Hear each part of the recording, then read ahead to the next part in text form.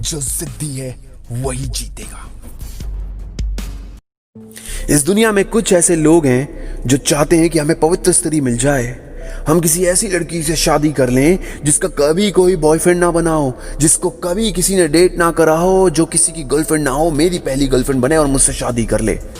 बेशक से उन पपलू बॉयफ्रेंड्स ने खुद बहुत सारी लड़कियां पटाई हो, मगर वो खुद चाहते हैं कि हमें ऐसी लड़की मिल जाए जो पवित्र हो।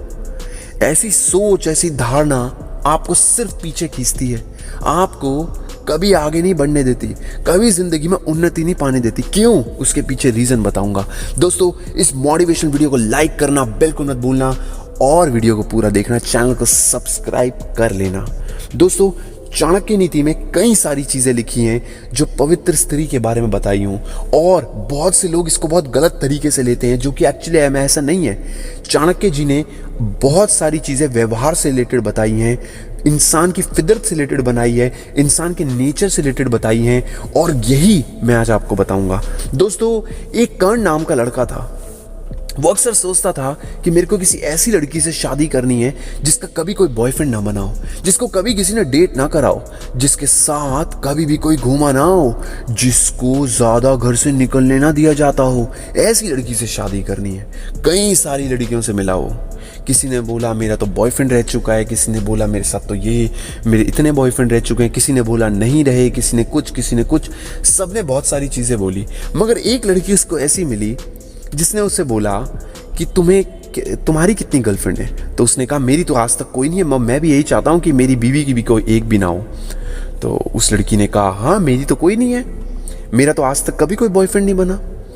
अब कर्ण बड़ा खुश हो गया, ओहो, इसका तो आज तक कभी कोई बॉयफ्रेंड नहीं बना, मैं तो इसी से शादी करूंगा, इसी के साथ चन्ना मेरे यहाँ करूंगा, अब यही मेरी रहेगी, बस हम तेरे बिना रह नहीं सकते। और उसने शादी के लिए हाँ कर दी। लड़की बड़ी खुश, दोनों की शादी हो गई। उसने देखा कि मेरी गर्लफ्रेंड का कभी कोई, मेरी वाइफ का, होने वाली वाइफ का कभी कोई बॉयफ्रेंड नहीं रहा, ये मेरे लिए इनफ है। बस इतना सोच लिया। उसने अपनी मम्मी को बोला, पापा को बोला, शादी करवा दी। दोनों ने फटाफट शादी हो गई। अब शादी के दूसरे दिन उसने देखा कि वो 10 बजे सो के उठी, वेरएज कर्ण सुबह 8 बजे उठ जाता है। चलो कोई प्रॉब्लम नहीं। और उसके बाद उसने देखा कि उसकी वाइफ अक्सर उससे नोक झोंक करके रखती है, लड़ाई करके रखती है कि तुम ऐसे क्यों करते हो, तुम वैसे क्यों करते हो, तुम मेरे को टाइम नहीं देते, तुम मेरे को घुमाने नहीं लेके जाते, तुम मेरे को शॉपिंग नहीं कराते, देखो मेरी बहन का बॉयफ्रेंड कितना घुमाता है, देखो मेरी बहन का पति कितना घुमाता है, देखो मेरे भैया भाभी कितना घूमते हैं, देखो मेरी फ्रेंड्स कितना घूमती हैं, तुम मेरे को यहीं कुएं की मेंढक बना के रखा हुआ है तुमने।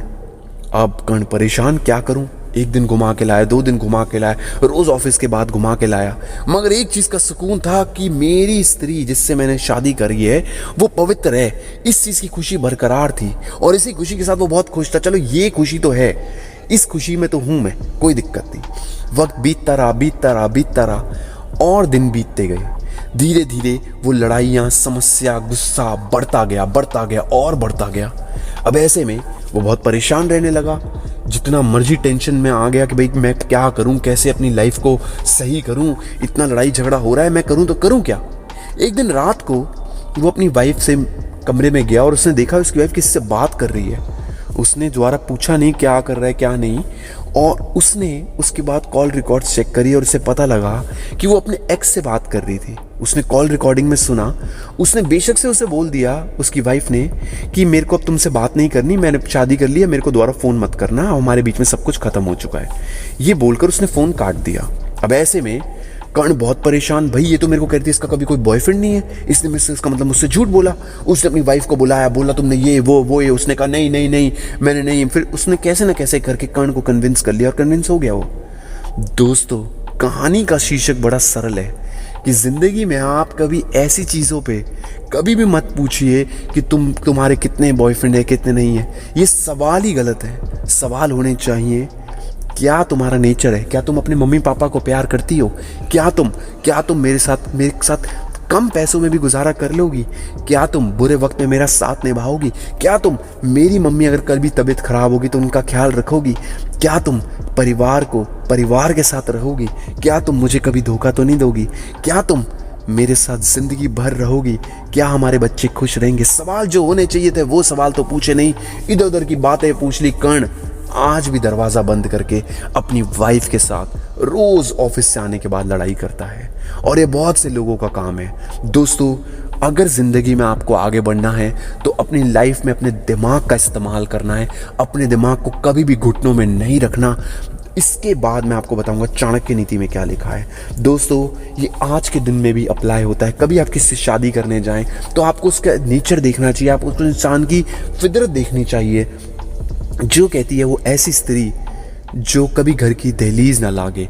अब इसका मतलब बड़ा सरल है, जो कभी आपको धोखा ना दे, जो कभी आपके साथ विश्वासघात ना करे, जो कभी आपके साथ फरेब ना करे। दूसरी फितरत, जो कभी झूठ ना बोले। जो स्त्री झूठ बोलती है उस स्त्री के साथ रहने का क्या फ़ायदा? कोई फ़ायदा नहीं। आप भी झूठ ना बोलें और अगर वो झूठ बोलती है तो उसके साथ शादी कभी ना करें। दोस्तों, इसके बाद जो नेक्स्ट चीज़ आती है वो आती है चाणक्य नीति के अनुसार जो घर के काम में निपुण हो। ज़रूरी नहीं है कि औरतों को घर का काम करना ही करना है, मगर आने चाहिए। आदमी का काम है अपने परिवार को बांध के चलना। कभी घर के अंदर मान लीजिए कोई चीज़ खराब हो गई तो वो चीज़ ठीक करना आदमी का काम है, इसमें औरत का काम नहीं है। मान लीजिए कोई घर में कोई मोटर खराब हो गई है पानी की, या फिर बिजली का कनेक्शन खराब हो गया है, या फिर इस किस्म का काम, ये काम आदमी को करना पड़ेगा। अपनी जिम्मेदारी को समझना पड़ेगा। दोस्तों, वैसे तो ये बहुत ही चर्चा का विषय है कि किसका क्या काम है। हर किसी का अलग अलग तरीका है ज़िंदगी को जीने का, मगर ऐसा चाणक्य नीति में लिखा है। मेरा ऐसा मानना नहीं है, मगर ऐसा होना चाहिए तो अच्छा ही होता है। दोस्तों, ये वीडियो आपको कैसा लगा ज़रूर बताइएगा। इसको लाइक करना बिल्कुल मत भूलना। जय हिंद, वंदे मातरम।